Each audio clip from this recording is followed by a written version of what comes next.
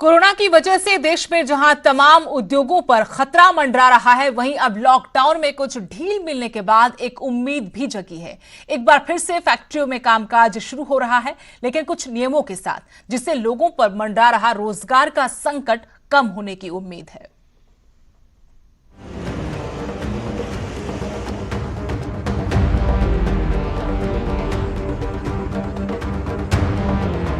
Corona की वजह से जहां देश की रफ्तार थमी, वहीं आर्थिक व्यवस्था को तगड़ा झटका लगा है। यहां तक कि बड़ी संख्या में लोगों के सामने रोजगार का संकट पैदा हो गया। लेकिन अब लॉकडाउन में मिली ढील और फैक्ट्रियों में कामकाज शुरू होने से उम्मीद की किरण जरूर मिली है। रोहतक की नट बोल्ट फैक्ट्री में एक बार फिर काम शुरू हुआ है। सोशल डिस्टेंसिंग का ख्याल रखते हुए फैक्ट्री में काम शुरू हुआ है। वहीं अब रोजगार का संकट कम होने की भी उम्मीद जगी है।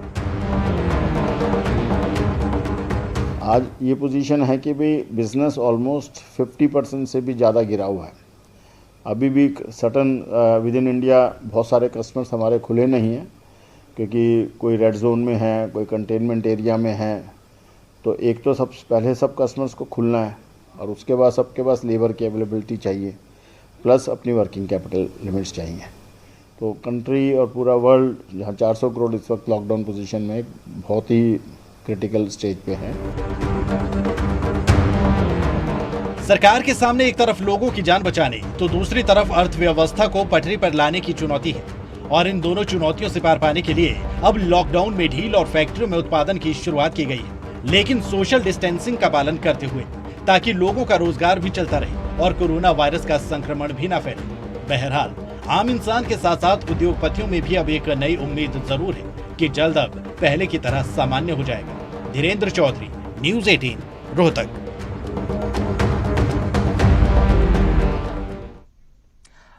कोरोना वायरस का असर देश और दुनिया की तरह पर्यटन नगरी मनाली पर भी पड़ा है। हमेशा पर्यटकों से गुलजार रहने वाले मनाली शहर की तस्वीर इस बार बिल्कुल बदल गई है।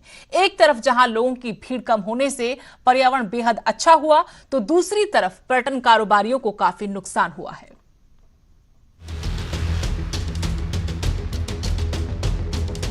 अपनी खूबसूरती, मौसम, हंसी वादियों से पर्यटन नगरी मनाली अब भी गुलजार है, लेकिन बिल्कुल सूनी।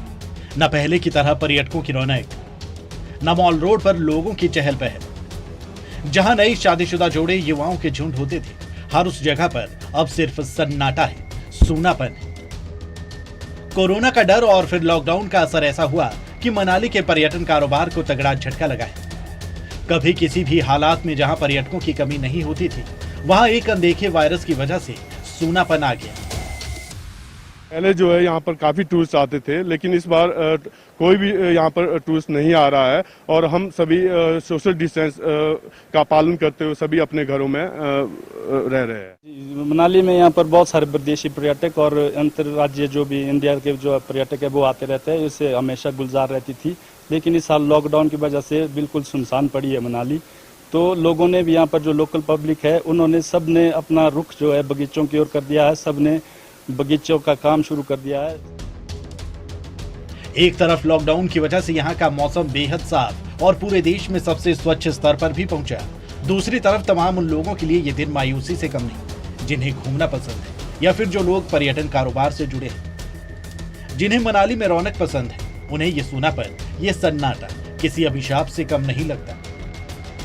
फिलहाल जो स्थानीय लोग पर्यटकों के स्वागत के लिए तरस रहे हैं, वो किसी तरह घर के बाग बगीचों में काम करके अपना वक्त बिताने को मजबूर है, इस उम्मीद के साथ कि एक दिन सब पहले की तरह सामान्य होगा, एक दिन फिर पहले की तरह रौनक होगी और सड़कों पर चहल पहल फिर लौटेगी। सचिन शर्मा, न्यूज़ 18, मनाली।